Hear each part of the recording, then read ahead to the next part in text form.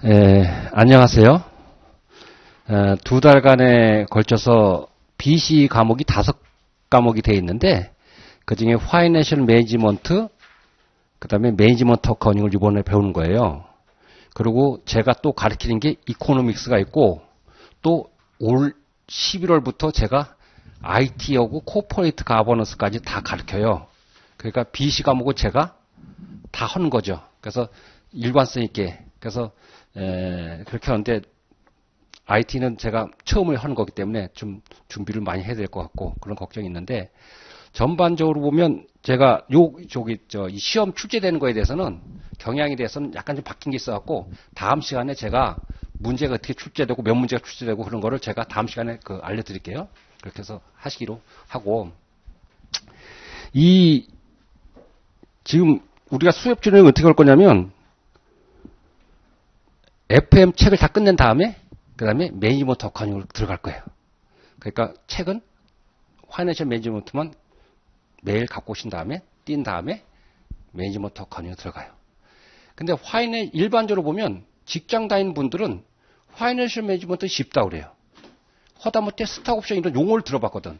그러니까 이 용어를 알면 그 문제 푸는데 용어가 모르는 게 나오면 당황하거든. 근데 용어가 익숙해. 근데 학생들은 상대적으로 직장 생활을 안 해봤기 때문에 그 용어가 좀 생소해. 근데 반대로, 그러니까 또 파이낸셜 매니지먼트는 지문이 2줄이에요, 대부분. 대부분 긴 게 없어. 그러니까 딱 보면 답이 딱 나와. 그런데, 물론 계산 문제도 있지만, 일반적으로 그렇다는 뜻이에요. 근데 MA는 어드밴스와 마찬가지로 스토리를 만들려면 문제가 길어요. 그리고 계산 문제가 좀 어려워. 그래서 학생들은 의외로 매니지먼트 어카운팅은 쉽다고 그러는데 직장 다니는 분들은 어렵다고 그래요. 그런데 왜 그러냐면 특별히 회계를 안 배운 분들은 회계가 물건을 사다가 파는 건데 리테일인데 이 매니지먼트 어카운팅은 재료를 사다가 만들어서 판매하는 거거든. 그러니까 사이클이 하나 더 있다고요. 그러니까 그거에 대해서 익숙하지가 않아. 그래서 좀 어렵다고 그래요. 그런데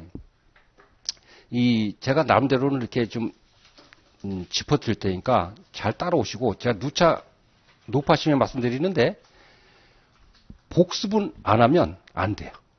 그리고 두 번째, 문제를 풀거나 뭘 하다가 용어나 내용이 이해가 안 가면 저한테 꼭 질문을 해야 돼요. 넘어가면 안 돼.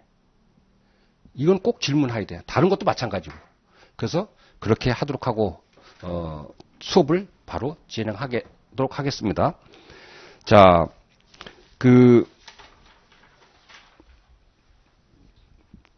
목차를 보면 거기 2, 3, 4, 5, 6, 7 이것이 주로 이제 토픽인데 여기서 시험에서 중요시 얘기되는 건 챕터 2하고 챕터 5하고 챕터 7인데 2하고 7이 더 중요해요. 제일 중요해요.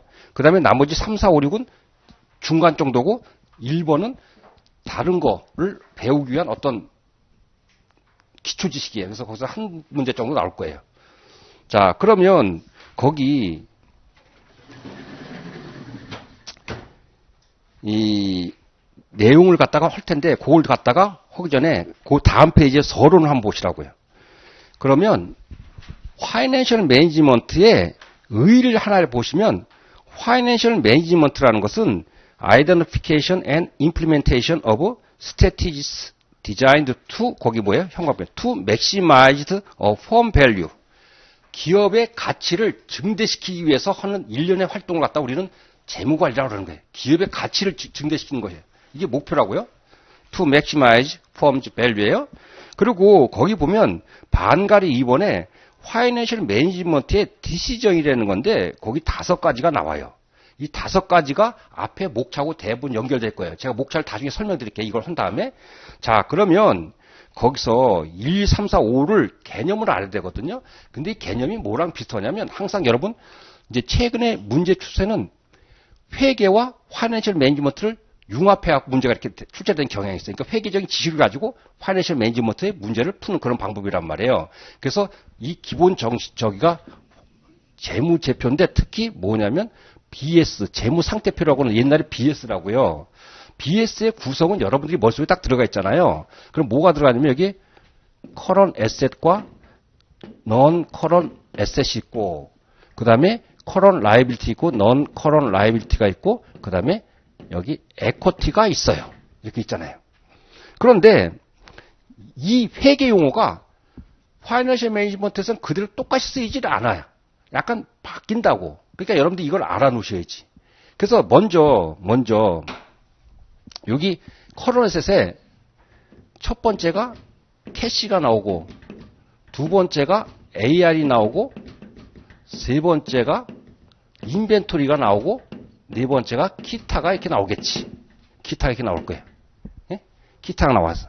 그러면 여기까지 요 두 개를 합친 걸 뭐라고 그러냐면 파이낸셜 매니지먼트에서는 AR은 판매 과정이 거치지 않았다.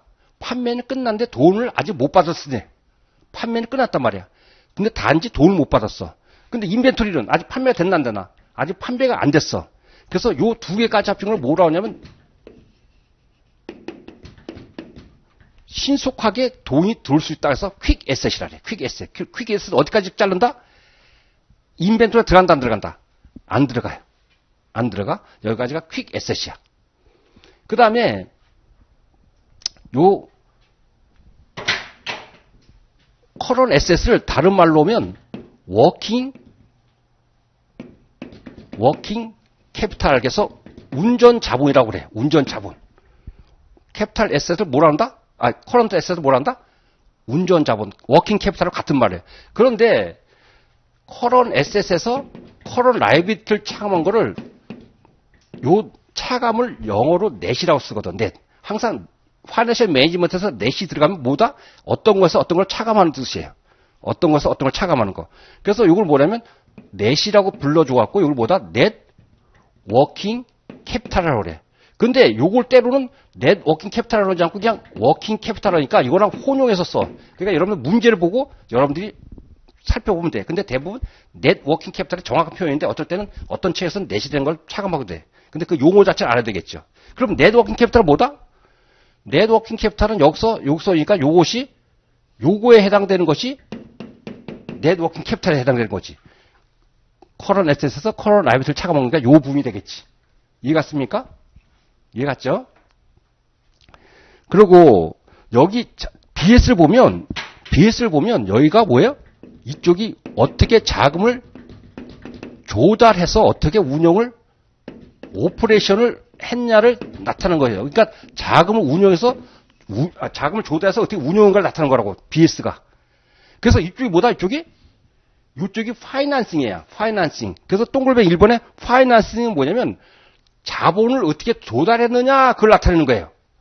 그런데 자본을 어떻게 조달했냐 그런데 기업은 부의 극대화를 가는 거기 때문에 어떻게 해야지 낮가 조달하는 건 코스트가 낮게 조달해서 운영은 수익률이 높게 해야지 기업의 가치가 올라가는 거겠죠.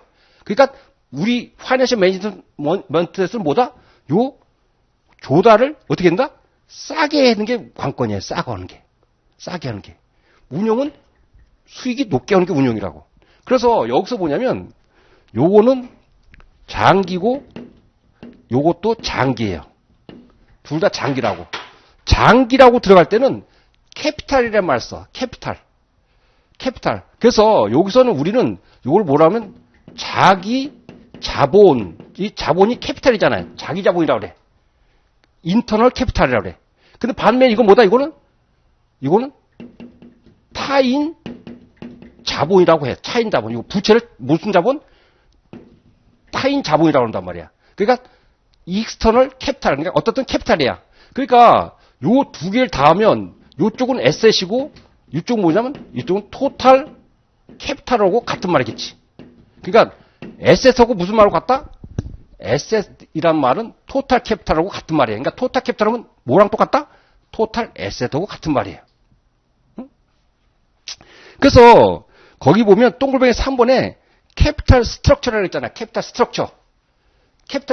동글뱅이 3번에. 이거는 자본 구조를 타인 자본으로 조달할 건가 자기 자본으로 조달할 건가를 결정하는 거야. 스트럭처는 구조잖아요. 스트럭처는. 그래서 타인 자본을 조달하는 거냐, 자기 자본을 조달하는 거냐, 그거를 갖다가 하는 게 좋아. 그러면 여러분 뒤에 가서 배우겠지만, 타인 자본 조달하는 거랑 자기 자본 조달하는 게 어떤 게 더 쌀까요? 그럼 여러분 어떤 게 싸다? 이것이 우리 배열이 무슨 법이에요? 유동성 배열이 아니에요? 만기가 짧은 것도 긴 거라는 거잖아요. 이건 맞은 영구적인 거잖아요. 에쿼티는. 이건 어쨌든 만기가 있지만 사치 같은 건. 그러면 여러분들 1년짜리 조달할 때가 쌀까? 10년짜리 조달할 때 쌀까? 영구적인 거 조달할 때 쌀까? 항상 리스크와 리턴은 비례하는 방향이야. 그러면 빌려주는 입장에서는 어떤 1년짜리 빌려주는 게 위험할까? 10년짜리 빌려주는 게 위험할까? 영구적으로 빌려주는 게 위험할까? 영구적으로 빌려주는 게 위험하고 1년짜리가 덜 위험하겠지. 그러니까 이쪽은 위에가 싸고 이쪽이 비싸다고. 그게 가능하면 어떤 기업은 어떤 유혹에 빠질까요? 가능하면 부채로 조달하려고 원하지. 왜? 비체가 싸니까. 그런데 어떤 리스크가 있을까? 부채를 빌리면. 부채는 돈 못 벌어도 제때 이자를 지급하지 못하면 뭐가 돼요? 부도가 나잖아요. 부도. 그러니까 점점 더 위험이 커진다고. 그래서 요 두 개를 적절하게 해서 최적의 점을 찾아내는 것이 이제 옵티멀 캐피탈 스트럭처가 되는 거겠지. 어쨌든 항상 뭐다? 재무 관리에서는 여러분들이 뭘 인식해야 되냐면 이 세상엔 공짜가 없다. 리스크가 크면 리턴도 커야 된다. 예? 여러분 혹시 지나간 사람이 10% 안정적인 보장인데 투자다. 이러면 그건 뭐다? 안정도 되고 수익도 높고 그러면 그걸 못 가? 100발100중 사기지. 예? 여러분들은 아직 결혼 안 했잖아. 그런데 어떤 사람이 나타났는데 아주 스펙도 좋고 돈도 많고 모든 게 다 좋아. 그러면 자기 자신 한번 뒤쳐봐야 돼. 그럼 상당히 높잖아. 그럼 사기꾼일 가능성이 많은 거야. 그걸 모른다고 막 들이다가다가 어떻게 돼? 나중에 물 먹는 거지. 산 좋고 물 좋은 데가 있다 없다. 하나님은 그렇게 주질 않는다. 예? 자기가 그 중에서 선택하는 거다. 10개 중에서 자기가 웨이트 줬으면 그 중에서 한 6, 7개 맞으면 하는 거지. 나는 모든 게 맞아. 그러면 못하는 거지 뭐. 하나님도 그렇게 못하는 어떻게 되겠어. 어쨌든 이 재무관리에서는 공짜가 없다. 리스크가 크면 리턴도 커야 된다. 이게 기본 원칙이에요. 그래서 어떻든 캐피탈 스트럭처는 뭐다? 부채와 자본의 조달 비중을 어떻게 가져가서 최적의 싼 값으로 조달할 건가 이런 걸 배우는 거란 말이에요.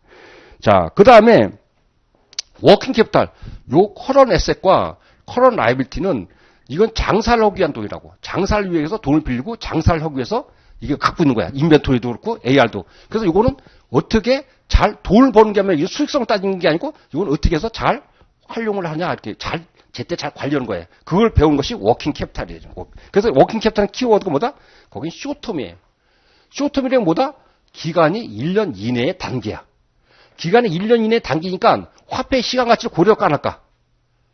화폐 시간 가치는 1년이 넘어야지 화폐 시간 가치 고려해. 화폐 시간 가치. 자, 화폐 시간 가치. 그래서 그 동글뱅이 3번에는 데트와 에쿼티의 비율을 따진 거고, 자, 그 다음에 그 동글뱅이 2번의 캐피탈 버이트는 뭐냐면 거기 키워드가 롱텀이야. 롱텀인데 뭐냐면 여기에 여기. 이것은 운영하는데 기간이 1년 이상 동안 운영해. 그러니까 뭐가 발생하냐면 장기야. 장기인데 뭐다? 여기서는 화폐 시간 가치가 고려돼. 그래서 여기서 TVM이 여기서 줄을 쓰이는 거예요. 그러니까 우리 서론에서 화폐 시간 가치를 왜 배운다? 이 캐피탈 버지팅이라는 것을 배워. 캐피탈 버지팅을 하기 위해서.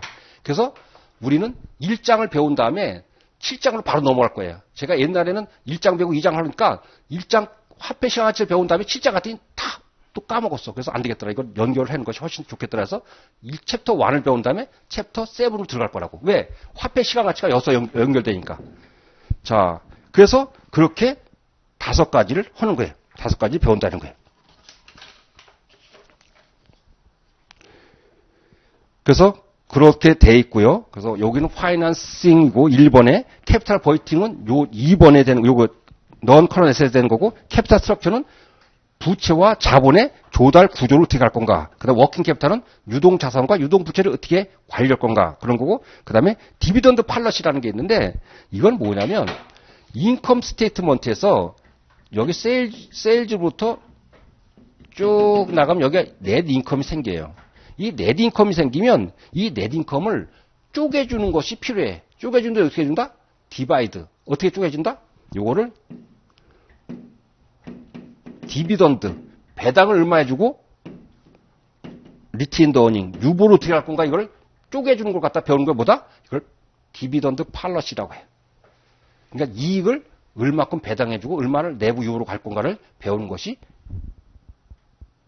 디비던드 팔러시예요. 예? 그래서 주주한테 얼마 해줄 건가. 그래서 이거를 배우면 우리가 한 학기가 끝나는 거예요. 파이낸셜 매니지먼트가 끝나는 거예요. 됐습니까? 그러면 이걸 보고 앞에 다시 가서 목차를 한번 보자고요. 목차에서는 뭘 배울 거냐면 화폐의 시간 가치가 어떻고 재무관리의 목표가 뭐고 왜 회계적 이익인 넷인컴을 사용하지 않고 캐시프로를 사용하는지, 그 다음에 뭐다? 여기서 이 본드와 주식에는 왜 차이가 나는지 그런 걸 좀 배울 거예요. 그 다음에 우리가 지금 보면 거기 챕터 4가 워킹 캐피탈 매니지먼트, 커런트 에셋과 커런트 라이abili티를 배우는 거고, 챕터 5가 자본을 조달하는 걸 배우는 거예요. 부채로 조달할 거냐, 자본을 조달할 거냐. 그 다음에 챕터 6는 그렇게 조달할 때, 부채와 자본을 할 때 이것이 코스트가 얼마니까 더 싼 건 더 조달해야 되겠다. 그걸 배우는 것이 챕터 6고, 그 다음에 챕터 7은 유형 자산, 장기 자본을 투자할 때, 장기자산 투자할 때 어떻게 화폐 시간 가치를 고려해서 할 건가 배우는 거예요. 그 다음에 챕터 2는 뭐냐?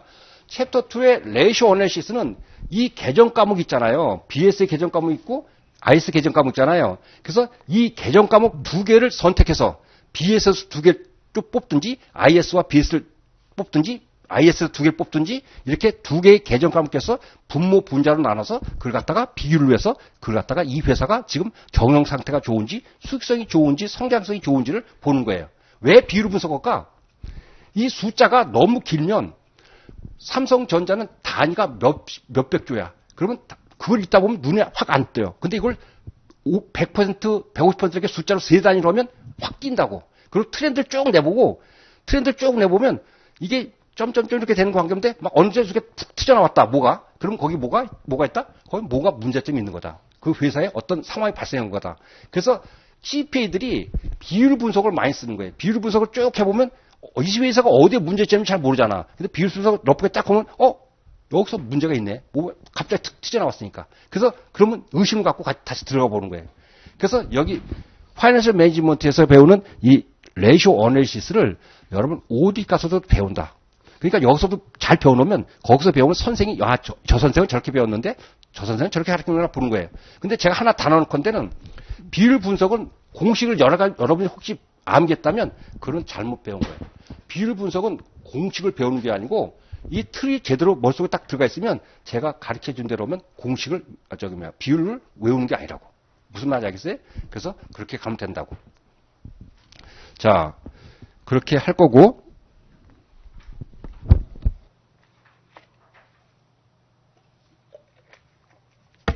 혹시 뭐 공부를 하게 되는데 이런 게 했으면 좋겠다. 뭐 그러면 전이상이나 했으면 언제든지 얘기해 주시면 제가 반영해서 할게요. 자, 그래서 그렇게 단다. 다시 1페이지 보세요. 자, 그래서 그 반가로 2번이 거의 그 목차처럼 이렇게 돼 있는 건데 그 밑에 거기서 여러분들이 이제 박스를 보고 배웠어요. 그러니까 코스는 어떻게 한다? 이쪽으로 갈수록 하이고 이쪽이 갈수록 로우예요. 수익률도 이쪽이 갈수록 높고 이쪽이 갈수록 낮아요. 낮은다고? 그것이 기본 컨셉이겠죠? 당연하겠지? 자, 그 다음에 왜 1페이지 4번에 보면 왜 회계에서는 넷인컴을 갖고 수익성을 판단하는지 어떤 결정을 하는데 파이낸셜 매니지먼트에서는 넷인컴을 쓰지 않고 여기서는 주로 캐시프로를 갖고 써요. 현금 흐름이라는 걸 쓴다고. 그럼 왜 현금 흐름을 쓸까? 넷인컴을 우리가 많이 배웠는데 그 이유가 있다고. 왜 그러냐면 회계에서는 감가상각 방법에 따라서 회사의 이익이 달라질 수가 있겠지. 달라질 수가 있다고. 어느 회사는 정률법 쓰는데 어느 회사는 SLM에서 쓰면 똑같은 회사인데도 회계 처리 방법에 따라서 이익이 달라진다고.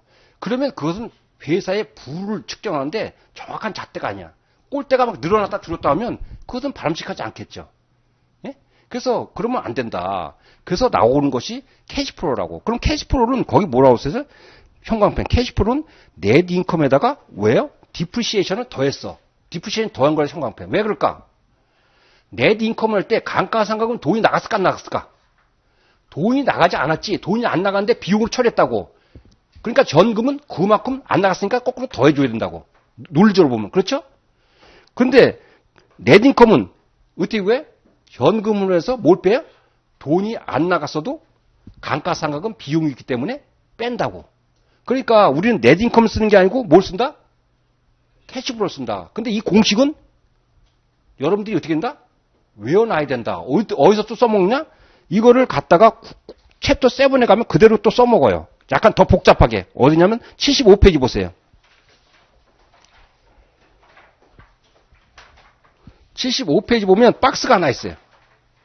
박스의 맨 위에 보면 캐시플로우는 넷인컴 플러스 디프리시에이션 있나요? 그 형광펜. 그것이 거기서 쓰는 거라고. 거기서 더 디테일로 나가겠지. 근데 어쨌든 이것이 어디서 나왔냐? 그 1페이지에 맨 밑에 반가로 4번에서 나온 거예요. 그럼 이걸 증명해 줄까? 그냥 넘어가도 될까? 이 1페이지 4번을 증명해 줄까? 그냥 넘어갈까? 그냥 여러분들이 이해해 주면 그냥 넘어가도 되고. 예? 넘어갈까요? 특별히 없으면 넘어갈게. 이게 괜히 시간 소비하는 거니까. 근데 이건 뭐다? 여러분 구구단처럼 알아야 된다. 제가 설명은 생략한다. 시간 아끼기 위해서. 다른 걸 더 충실하기 위해서. 그러니까 이거는 나중에도 언제든지 질문하세요. 그럼 제가 해드릴게요. 그래서 그걸 외워야 된다. 뭐다? 캐시플로우는 넷인컴에다 디프리시에이션을 더한다 뺀다? 현금이 안 나갔기 때문에 캐시플로우가 그만큼 증가되는 거니까 더해줘야 돼요. 그걸 꼭 해야 돼요. 넷인컴은 캐시플로우에서 디프리시에이션이 어떻게 된다? 뺀다. 하나만 알면 이양시키면 되겠지. 하나만 알면 이양시키면 되겠어요. 자, 그 다음에 2페이지 가보면 그러면 회사의 목표는 무엇이냐? 회사는 세후, 프라핏 애프터 텍스, 세후 이익을 극대화하는 것이 옛날에는 재무관리의 목표였어. 그런데 아까 얘기했듯이 이익은 회사의 회계 처리 방법에 따라 할 수 있고 또 이익이라는 게 애매모호해. 이것이 넷인컴을 극대화시키는 게 목표인지 그로스 프라핏을 극대화시키는 것이 목표인지 오퍼레이팅 프라핏을 극대화시키는 것이 목표인지 사람마다 다르기 때문에 최근에는 뭐냐면 이거보다는 뭐다? 주주가 여러분 어떤 사람은 아버지가 독자인데 재산이 물려줄 재산이 10억이야. 10억. 그리고 어떤 집은 재산은 20억인데 아들이 3명 있어. 그러면 어떤 집 애가 더 많이 받을까? 20억 있다고 그게 좋은 게 아니고 1인당 유산액이 중요한 거잖아. 그래서 토탈 이익보다 뭐가 중요하다? 한 주당 이익이 더 중요한 거예요. 그래서 거기 맥시마이징 EPS 형광펜 어닝 퍼 쉐어 주당 순이익을 더 중시하게 됐겠지. 토탈 이익보다. 당연하지 않겠어요? 그런데 이제 이것도 아까 회계상에 문제가 있으니까 아까 뭐가 등장하면 3번에 쉐어홀더스 웰스 부의 극대화가 목표예요. 부의 극대화. 그럼 부의 극대화는 뭐냐면 그 회사가 벌어들이는 거를 갖다가 뭐라면 미래 캐시플로우가 있을 거 아니야. 미래 들어오는 거를. 미래 캐시플로우 갖다가 뭐를 한다? 1 플러스 R로다가 나누면 이것이 부의 극대화하는 거지. 웰스의 부의. 웰스의 부의. 그러면 뭐다? 요거는 회사가 부의 극대화, 웰스를 극대화하려면 캐시플로우를 높이거나 할인율을 낮추거나 할인율은 뭐다? 이 코스를 낮추거나 그런 거지. 그것이 이제 부의 극대화를 목표로 하는 거지. 이해 갔죠? 그래서 그렇게 가는 거다. 그래서 현대 재무관리 목표는 웰스 맥시마이제이션이에요. 그 옆에 마켓 캐피탈레이션 형광펜. 이걸 갖다 우리나라 말로는 시가총액이라고 그래. 시가총액. 시가총액은 직장 다니는 사람들은 이 용어가 이미 익숙해져. 혹시 직장 다니는 분, 여기 앞에 다녔던 분이든 분, 시가총액이 뭐예요? 어떻게 구해? 발행 주식수 곱하기 액면가인가 시가인가?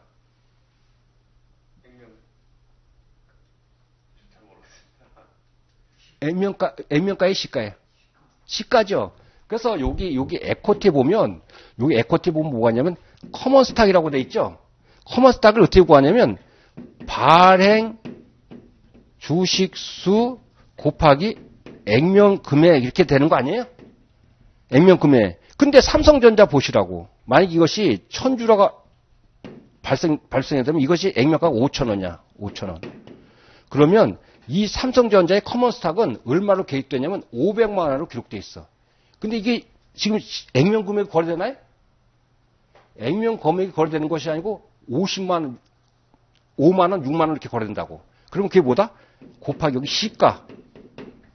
1주당 시가하면 이게 뭐다? 이거는 마켓 캐피탈라이제이션이 되는 거예요. 그러니까 시가총액은 뭘 곱하는 거다? 액면 금액이 아니고 시장 가격을 곱하게 되면 그것은 시가총액이에요. 그러니까 우리나라 시가총액이 뭐다?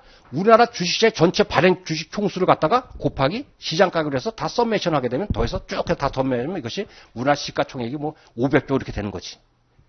그러니까 이거는 이런 거 시험 문제에 가끔 나온다. 그러니까 이렇게 막 범위가 너무 넓어. 근데 이 중에 어떻게 나올지는 몰라. 다 커버하기가 어려워. 근데 어떻게 된다? 용어만 알면 아무것도 아닌 건데 용어를 모르면 시가총액이 뭐지? 그럼 이런 것도 뜬금없이 이제 최근에 문제도 나왔어. 그래서 제가 말씀드린 거라고. 그러니까 용어를 많이 알아야 돼. 그래서 재무관리에서 배울 때 여러분들이 지문 같은 데서 용어가 모르는 게 새로운 게 나오잖아요. 그러면 어떻게 된다? 제가 언급을 하겠지만 제가 그걸 다 언급을 못할 수가 있어. 그럼 어떻게 된다? 혹시 다른 책을 보든지 보다가 나오는 용어가 있으면 제일 좋은 게 뭐가 선생이다? 핸드폰이 선생이다. 핸드폰. 시험 공부하는 동안은 핸드폰에서 뉴스 보면 안 돼. 연예인 보면 안 된다고. 그때는 뭐만 봐야 된다? 이 시험과 관련된 것만 찾아야 된다고. 시험과 관련된 거. 전처과에서도 공부가 되는 거예요. 직장 다니는 사람은 언제 공부한다? 직장 다니는 사람은 머릿속에 기억해놨다가 어때? 회사에 가서 쉬는 시간 있으면 컴퓨터에다가 마켓 캐피탈라이제이션 이렇게 쳐보는 거예요. 예를 들면 오늘 캐피탈 스트럭처. 또 뭐다? 디비던드 팔러시. 그러면 쭉 나올거든. 그러면 그것이 공부가 되는 거예요. 그게 토막잠처럼 여러분들한테 아주 이로울 거는 거예요. 무슨 말이에요? 그냥 단디 먹고 하라고, 단디. 자, 그래서 그렇게 하는 거예요. 자, 그러면 우리가 그 3페이지에 가볼까요? 3페이지 가보시면 뭐가 있냐면 반갈 4번에 이자율과 배당금이라는 게 있어. 이자와 배당. 그럼 여기 보세요. 여기는 BS의 우측은 조달의 건데 이 조달에 여기가 부채고 즉 타인 자본이라고 하고 외부에서 빌렸기 때문에 이걸 에쿼티인데 자기 자본이라고 하는 거예요. 그럼 이 부채에 대해서는 뭘 줄까? 빌려준 사람한테. 빌려준 사람은 누구를 하래? 빌려준 사람을, 돈을 빌려준 사람을 채권자를 하지. 그 채권자야. 채권자. 크레디터. 반면에 요 자본을 대준 사람은 뭐라 그래? 쉐어홀더라고 그래. 쉐어홀더. 그러면 이 돈을 빌려준 사람한테는 뭘 줘야 되냐면 또박또박 이자를 줘야 돼. 정해진 기간에 이자와 만개의 원금을 줘야 돼. 그렇지 않으면 이 회사는 부도가 나서 그만 스탑이 되는 거예요. 반면에 돈을 빌려준 사람한테는 뭐를 줘야 되냐면 디비던드를 줘야 돼. 디비던드는 주로 여러분들이 배운 게 뭐가 있어요? 캐시 디비던드와 스탁 디비던드가 있겠지. 스탁 디비던드와 캐시 디비던드. 자, 그 다음에 거기 보시면 거기 텍스 이펙트의 형광펜인데 이자는 비용으로 처리돼. 비용으로 처리되면 그만큼 세전이익이 줄어들겠지. 세전이익이 줄어들면 그만큼 세금을 덜 내겠지. 그러니까 그 비용의 효과가 있어. 반대로 디비던드는 이 이익이 생긴 다음에 여기서 디비던드를 해준다고. 이건 비용 처리되나 안 되나? 디비던드는 비용 처리가 안 돼. 그러니까 이거는 그냥 10% 배당했으면 10% 자체가 다 코스트야. 그런데 아까 이자는 거기 밑에 형광펜 이펙티브 인터레스트 레이트 K 데트의 약자 D라고 써 있는데 이 부채의 실질 코스트는 이자율 곱하기 1 마이너스 T가 돼. 왜? 만약에 이자율이 10%라 할지라도 이 회사의 법인세율이 지금 50%라 그러면 실질 조달 코스트를 얼마 조달한 거다? 5%를 조달한 거라는 뜻이래. 5%의 조달한 뜻이에요. 이거를 이따가 챕터 6에 가서 배울 거라고. 이걸 배우는 거예요. 챕터 6에 가면 그때 배울 거니까 그때 가서도 아 저게 그런 거구나. 그래서 여러분 보시면 몇 페이지를 가보시냐면 69페이지.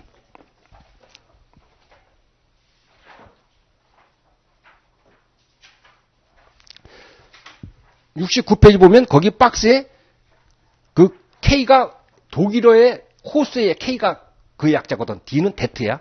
부채 조달 코스는 이자율에다가 1 마이너스 텍스 레이트에 법인세율을 뺀 것만큼 되는 거예요. 그러니까 10%라도 이 법인세율이 올라가면 갈수록 조달 코스로 된다. 나눠지는 거예요. 낮아지는 거.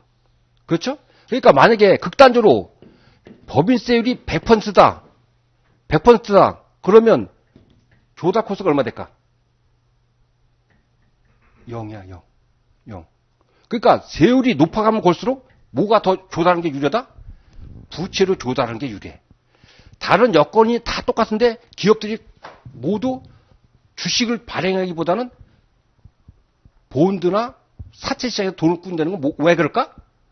그것은 법인세율이 올라가면 그렇게 되는 거예요. 왜?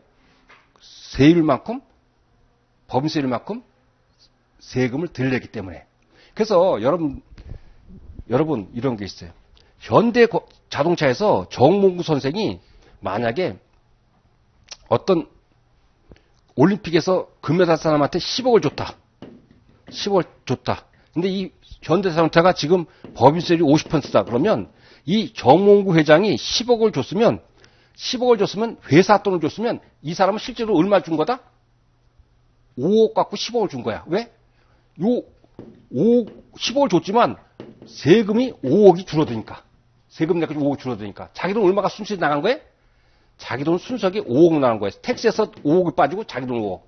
그런데 구자경 회장이 만약에 양학선이한테 10억을 줬다. 근데 자기 돈을 줬다. 그거는 진짜로 고마운 거다는 뜻이야. 왜? 그래서 뭘 해요? 기업들이 뭘 하냐면 재단을 설립해. 재단 설립하는 건 뭐다? 재단은 누구 건가? 옛날 청계재단 하면 MB 거잖아. 실질적으로 재단 설립했지만 누구야? 자기가 다 거기서 나오는 거 쓰고 뭐 취직도 시키고 다 하잖아. 근데 재단에 쓰는 비용은 어떻게 된다? 재단에다가 입금하는 건 전부 다 재단 출연금에서 비용 터져야 된다고. 그래서 대부분 기업들이 학교를 운영하고 뭐 이런 거 하는 게 다 그런 거라고. 또 돈 있어도 자기 자금을 다 하지 않고 돈을 빌려서 하는 거예요. 왜? 이 주식으로 한 거는 비용으로 처리 안 되지만 돈을 빌려서 한 건 비용을 또 막 하니까 그만큼 이익이 줄어드니까 세금을 들게 되잖아요.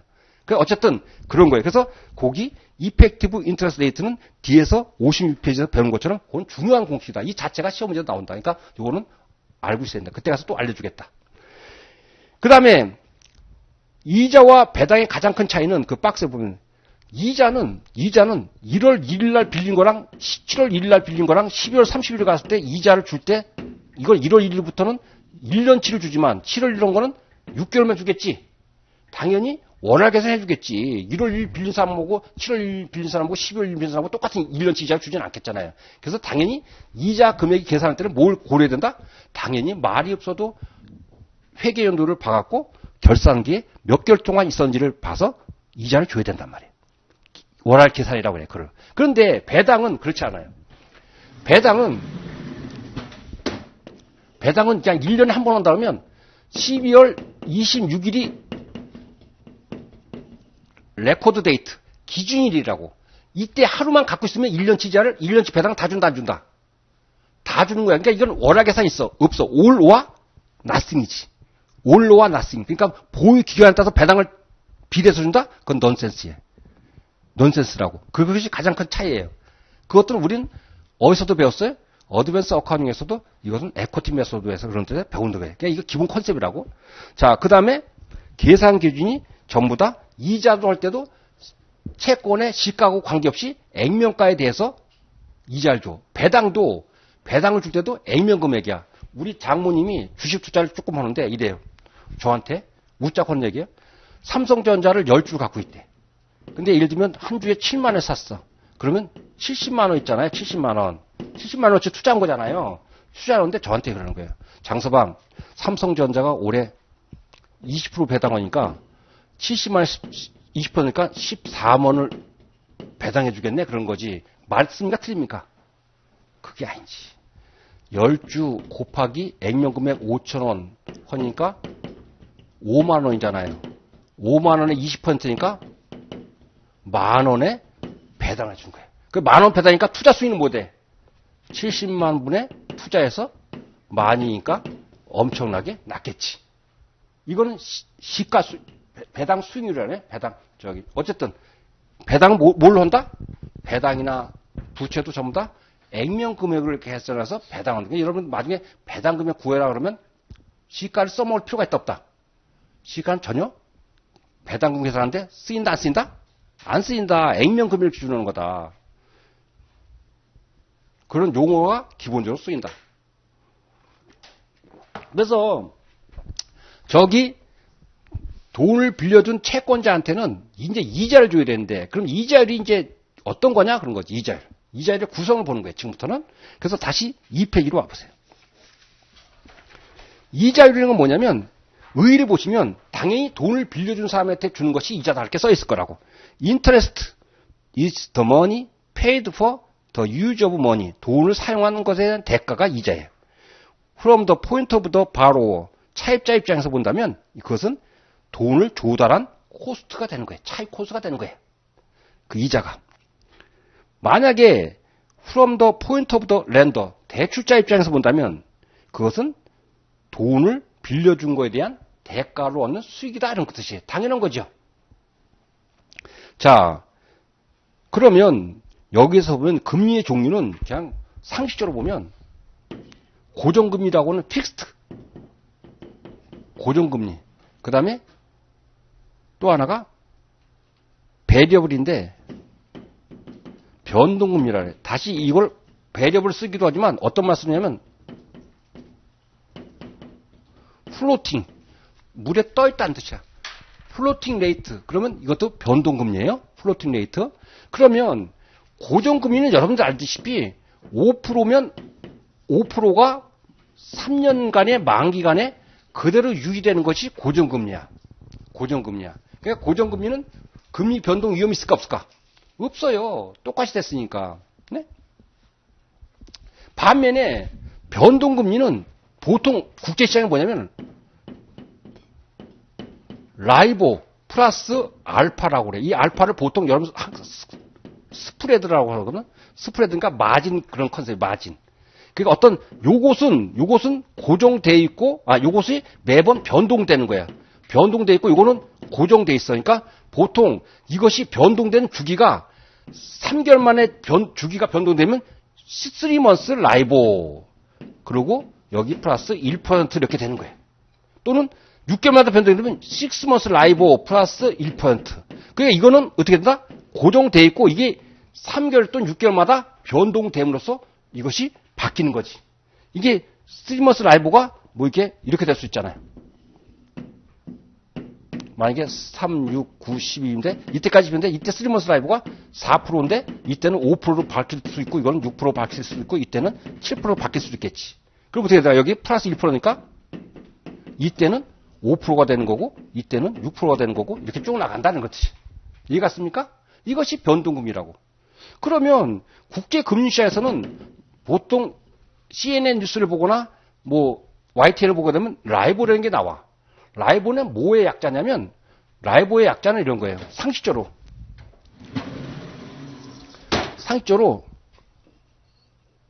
런던 국제금융시장은 런던도 있고 뉴욕도 있고 홍콩도 있고 동경도 있어요. 런던 그다음에 인터는 뭐예요? 누구와 누구 사이지. 누구와 누구? 인터 뱅크니까 은행과 은행 간에 돈을 빌려주고 받을 때 인터 뱅크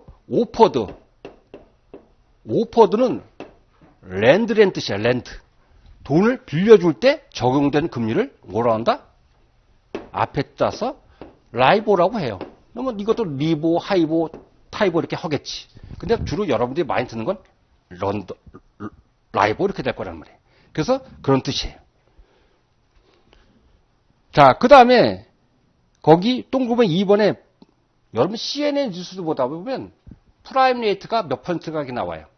프라임 레이트가 뭐냐면 프라임이 좋은 뜻이 있죠. 어떤 우량한 그런 뜻이거든. 그러니까 미국의 누가 커머셜 뱅크가 우량 대기업에게 적용되는 빌릴 때 적용되는 금리를 뭐란다? 프라임 레이트라 그래. 누가 누구한테? 미국에 보면 여기 FRB가 있고 여기 커머셜 뱅크, 시티뱅크 같은 게 커머셜 뱅크예요. 그 다음에 여기 기업인데 특히 우량 기업. 이 커머셜 뱅크가 우량 기업에 빌릴 때 적용되는 금액이 프라임 레이트라는 뜻이에요. 예? 예? 여기서 얘기하는 건 뭐라 할까? 여기서 하는 건 패드 펀드 레이트라 그래. 패드 펀드. 연방 기금. 여기는 연방 기금 금리예요. 패드 펀드 레이트. 요거 패드의 약자. 페더럴 약자. 패드 펀드 레이트. 그러니까 여기는 시험에 안 나오지만 요거는 그런 뜻이라는 뜻이에요. 그러니까 상식적으로 이거만 알아두면 되는 거예요. 요게 아니에요. 요건 프라임 레이트가 아니라 커머셜 뱅크가 누구한테 빌려줄 때 우량 대기업한테 빌려줄 때 적용되는 금리를 우리는 프라임 레이트라 한다는 뜻이에요. 프라임 레이트. 여기까지 됐습니까? 그러면 그 다음 페이지에 3페이지를 보는데 3페이지는 잘 볼 필요가 있어요.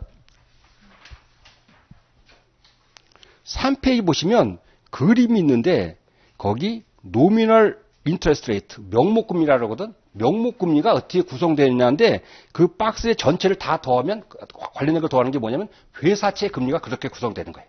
회사채 금리. 코퍼레이트에서 발행하는 본드의 금리가 그렇게 되는 거예요. 그러면 요거를 제가 설명드려 볼게요.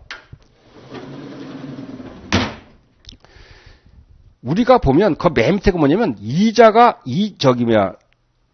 리얼 리스크 프리, 인플레이션 프리, 인플레이션이 없는 레이트. 그걸 갖다 뭐라 할까? 맨 밑에가 뭐냐면 리얼 레이트지. 리얼 인터레스트 레이트. 실질금리라 그래. 실질금리. 실질금리에다가 뭐다가 여기다 뭐다? 인플레이션 레이트를 더하면 요게 뭐냐면 요게 더하면 요것이 트레저리 빌의 또는 노트의 금리가 되는 거예요. 실질금리에다 뭘 더한다? 물가 상승률이 되면 거기에는 그 다음에 위에 건 4개는 더한다는다? 그 위에 4개는 회사채에서 나타나는 거지 미 국채에서는 발생한다 안 한다? 발생하지 않아. 그러니까 미 국채금리는 요거만 고려하면 이것이 미 국채금리가 되는 거예요. 그러면 미 국채가 아니고 일반 기업채면 뭐가 또 위험이 따르냐면 그 4가지 위험이 따를 수가 있어. 그럼 4가지 위험이 따른 것만큼 이자를 어떻게 된다? 더해 줘야 된다는 뜻이야. 당연히 위험은 크면 더만큼 이자를 더 많이 줘야 되지. 그래서 나오는 것이 뭐냐면 첫 번째가 디폴트 리스크 프리미엄이에요. 이 회사가 만기에 제대로 원금을 주고 제때 이자를 주는 디폴트 리스크가 있는 걸 보여요. 부도 위험이 있나 보죠. 부도 위험. 부도움이 없으면 이제 0이 되겠지. 미 국채는 이게 있다 없다. 미 국채는 디폴트 리스크가 없지. 저는 아직도 신기한 게 뭐냐면 미국은 쌍둥이 적자라고 해서 어마무시한 재정 적자와 어마무시한 무역 적자 2가지 쌍둥이 적자가 있는데 그 부도가 안 나. 그 희한해. 저는 아직도 그 이해가 안 가. 어쨌든 디폴트 리스크가 있다 없다. 국채는. 미 국채를 사면서 이거 돈들이 걱정을 하는 사람 하나도 없다고. 그러니까 근데 만약에 쌍용 자동차를 빌려준다. 예를 드는 거예요. 쌍용 자동차를 빌려주는 사람은 못 받을 가능성이 전혀 없다고 생각할까? 조금이라도 있겠지. 크면 클수록 더 많은 이자를 달라겠지. 그러겠지. 삼성은 디폴트 리스크가 전혀 없진 않지만 적지. 그러니까 있다 할지라도 아주 미미할 수 있겠지. 자, 그 다음에 하는 게 뭐냐면 만기 위험이 있어요. 만기 위험. 만기 위험. 여러분, 만기 1년짜리 채권하고 10년짜리 채권하면 어떤 게 더 이자를 더 많이 줘야 될까? 10년짜리 더 많이 줘야 되겠지. 왜? 10년 동안은 무슨 일이 발생할지 모르잖아. 1년 동안은 예측할 수 있지만 그러니까 더 위험이 크니까 더 많이 발생해야 돼. 그 다음에 또 어떤 리스크를 보냐면 리퀴디티. 달리 말하면 황금성이야. 자기가 필요할 때 돈을 언제든지 전차로 할 수 있냐가 느끼는 거예요. 그러니까 시세에 큰 영향을 받지 않으면서. 그러면 여러분 어떤 채권을 발행했는데 그 채권이 미국 지금 트레저리 빌은 수십억 달러야. 수백억 달러라고. 왜? 적자가 많으니까 그만큼 채권을 많이 받으니까. 언제니까 자기가 필요한 돈을 언제든지 채권하고 전차를 할 수가 있다 없다. 거의 현차처럼 똑같이 쓴다고. 그런데 만약에 아남전자가 채권을 100억 팔았어. 그럼 100억 팔았으면 그 산 사람이 내가 500만 원 갖고 있는데 돈이 필요하면 아남전자고 팔려고 그러면 그걸 살 수 있는 사람이 있을까 없을까?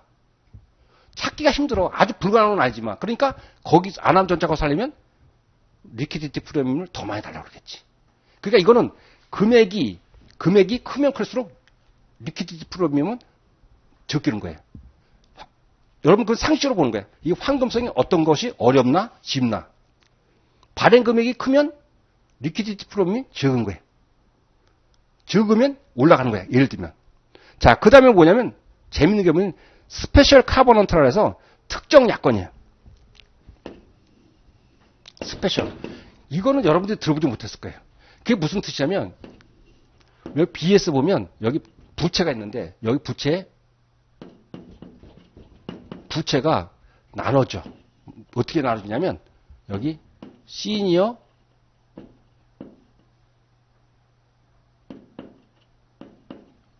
이게 스펠링이 갑자기 스펠링 생각나네.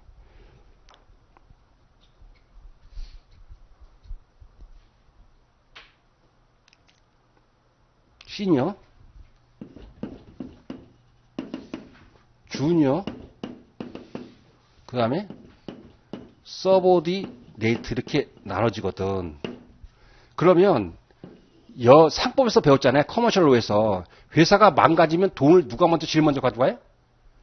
물건을 판 AP 사한테 제일 먼저 주고, 그 다음에 단기 부채한테 먼저 주고, 장기 부채 주고, 우선주 주고, 보통주가 제일 나중에 가는 거예요. 그래서 보통주가 제일 위험하니까 배당을 제일 많이 줘야 되는 그런 컨셉이라고. 그러면 여기서 보세요. 여기서 시니어, 주니어, 서보디네이트라는 스페셜 카버넌트가 있는데, 컨디션 조건이 있는데, 시니어는 뭐냐면 우선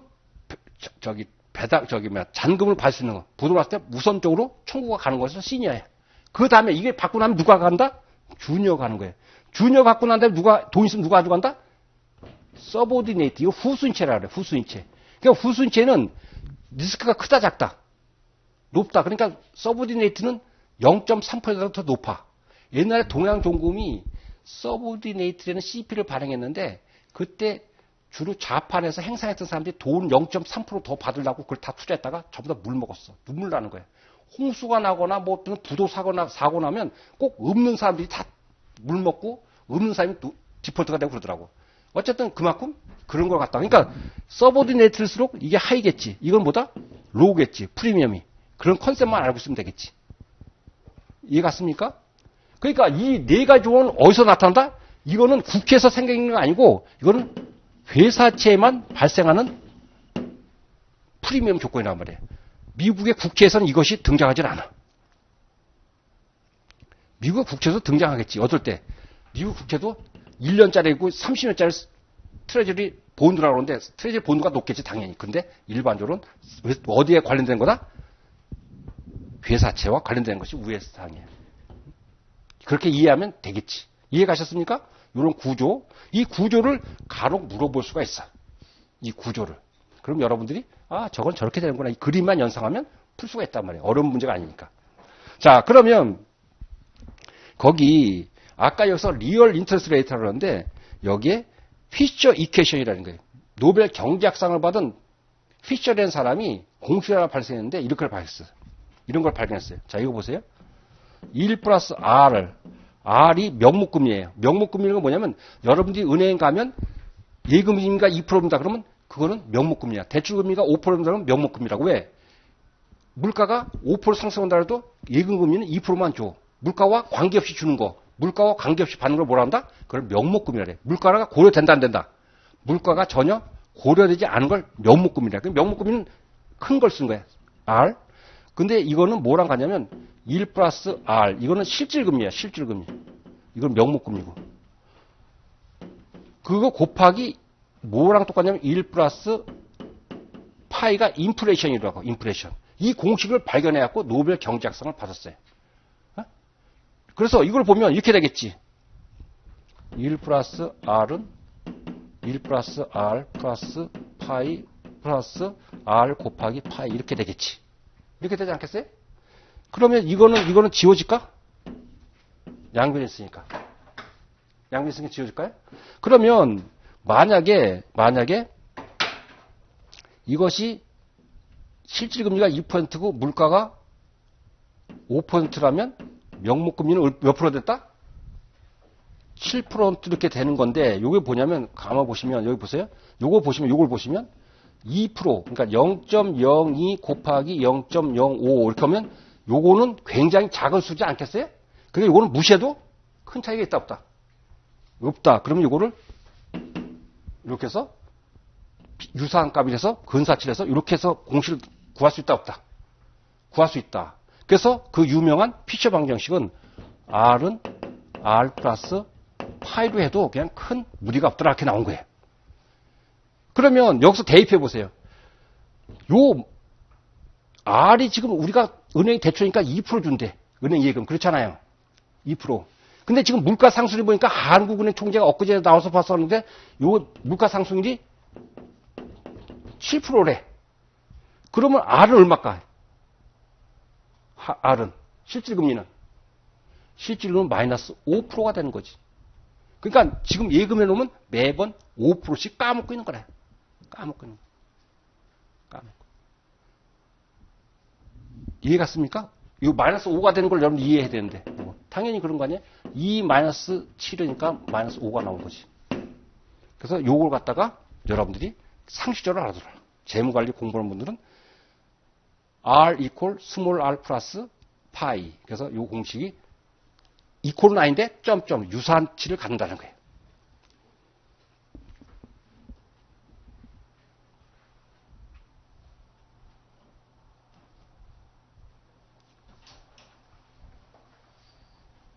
여러분 한번 퀴즈 내볼게요. R은 항상 R보다 크다. 맞다 틀리다. 맞다? 맞을 수도 있고 아닐 수도 있지. 아닐 수도 있을 수도 있고. 이것도 아니야. 이럴 수 있고 이럴 수 있어. 네? 이럴 수 있어. 요 인플레이션도 항상 플러스다? 디프레션이 나타날 수도 있대. 디프레션은 뭐다? 물가가 하락할 수도 있지. 그러니까 그걸 갖고 막 이 식을 갖고 이렇게 하면 여러분들이 다 맞출 수 있겠지. 왜? 이 공식만 제대로 이해한다면 그 지문이 틀린 걸 갖고 맞출 수 있겠다는 뜻이야. 그래서 요것도 항상 플러스라는 컨셉을 갖고 있으면 안 돼. 우리 물가 상승률이면 아니지. 물가가 하락할 수 있어. 그걸 디프레션이라 그래. 경제학에서. 뭐라 한다?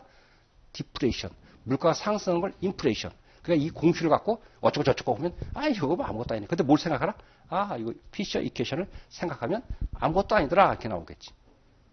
요 컨셉은 시험에 나올 수 있어요. 어디까지가 회사채에 관련된 거다? 위에 거는 회사채와 줄 관련된 거예요. 물론 만기는 국채도 관계됐지만 너퍽에 여러분 머릿속에는 그렇게 넣게 하면 되겠더라 뜻입니다. 알겠습니까? 자, 그래서 그 퀘스천이 있어요. 한번 보시면 다음 주에서 아닌 것은 어떤 거냐 관련된 거. 리스크 프리미엄을 결정할 때 특정 채권이겠지 주로. 채권, 시큐리티는 증권이라고 하는 건데 주식과 사치를 말하는데 여기서는 채권이게 관련된 거겠지 주로. 관련된 건 어떤 거냐? 리스크 프리미엄 관련된 건 어떤 거냐? 그런 거예요. 관련되지 않은 거는 거기 A, B, C는 이 위에 네모난 거 있나 없나? 있죠? 있죠? 그래서 우리 사지선당에서는 가장 답이 아닐 걸 찾는 거지 거기서 꼭 그게 답입니까? 그건 아니에요. 답이 제일 아닌 거. 네? 그 답이 아닌 것부터 지어나가면 답을 찾는 거예요. 그러니까 여러분들 그 위에 그걸 외울 필요는 없지만 머릿속에 이걸 연상시킬 수 있어야 된다. 연상시킬 수 있어야 된다. 오케이? 자, 그 다음에 옛날 버전의 문제지만 2페이지에 있는 건 그냥 여러분 상식적으로 하는 건데 요새 이런 문제 안 나올 거예요. 1번에 보시면 라이보라는 것은 다음 중 어떤 거의 예냐? 라이보. 거기 이제 보면 A번에 은행은 돈을 빌려주면 전혀 리스크가 없습니까? 은행이 빌려줄 때도 리스크가 있을 수 있지. 그럼 A번 틀리겠지. 자, C번에 이거는 크레딧 리스크를 조정한 거다? 크레딧 리스크를 조정한 건 아니에요. 은행. 그 다음에 D번에 이건 롱텀이다? 라이브는 롱텀이 아니에요. 그 은행사에서는 보통 특별한 게 없으면 하루, 그걸 오버나잇이라 그래요. 하룻밤 새는 거. 오버나잇 또는 원윅 또는 원데이 그러지, 막 1년치 이렇게 빌려주는 건 거의 없어. 없다는 게 아니고 대부분 1년 넘어가는 건 없단 말이에요. 그래서 이건 롱텀은 아니에요. B번은 노미널이지. 이거는 뭐 물가를 고려한 거 아니죠. 물가 고려한 게 아니에요. 그래서 답은 B번이고. 자, 프라임 레이트는 누가 누구한테? 아까? 요걸 잘 봐야 됐어요. 프라임 레이트는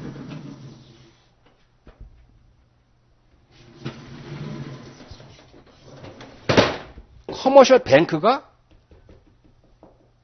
信用도가 높은 기업한테 일 때가 이게 프라임 레이트래. 여기 중앙은행 개입된다 안 된다. 중앙은행이라고 그러면 안 돼. 중앙은행 누구랑 거래돼? 중앙은행이 기업하고는 직접 다이렉트 거래 안 해. 중앙은행 누구랑? 은행 중에 은행이야. 은행 중에 은행이기 때문에 은행하고만 거래되는 거예요. 중앙은행. 그 컨셉이 있어야 돼. 자, 그래서 거기 답은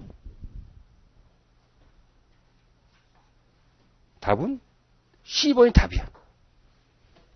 자, D번은 FRB가 커머셜 뱅크니까 답이 아니에요, 이거는. 적용된 게 여기서부터 여기 적용되니까 이건 답이 아니라고. 그 다음에 A번에 보면 거기 나중에 배울 텐데 커머셜 뱅크 론에 대한 커미트먼트 피. 이거는 약정 수수료라 그래. 약정 수수료인데 뒤에서 어디서 배울 거냐면 그때 배울 테니까 그냥 여기서 프리하게 넘어가는데 한번 보시면 54페이지. 54페이지 보면 박스가 있어요. 박스에 보면 그 위에 커미트먼트 피라고 있죠? 커미트먼트 피라는 건 약정 수수예요. 어떤 한 번 원타임 주는 거예요. 기간 주는 게 아니고 뭐다? 기간 하는 것이 아니고 한 번 하면 그냥 주는 거예요. 올로와 나승이지. 이건 기간 개념이 아니고 한 번 주는 거예요. 이걸 어떤 예가 있을까? 뭐 한 번 사용하면 거기에 대해서 수수료 내는 거예요. 사용했다면. 그것이 커미트먼트 피라는 거예요. 약정 수수료. 자, 그때 가서 또 설명드릴게요. 다시 2페이지 다시 와서 그 다음에 B번의 이펙티브 코스트는 아니에요. 실질 코스트는 아니에요. 실질 코스트는 뭐가 고려될까? 이펙티브 코스트는 세율이 고려된단 말이에요. 텍스가. 그래서 여러분들이 왜 이것이 아닌가를 찾아야 돼요. 그래서 답을 찾을 수 있다. 여기까지 했어요. 쉬었다가 하겠습니다.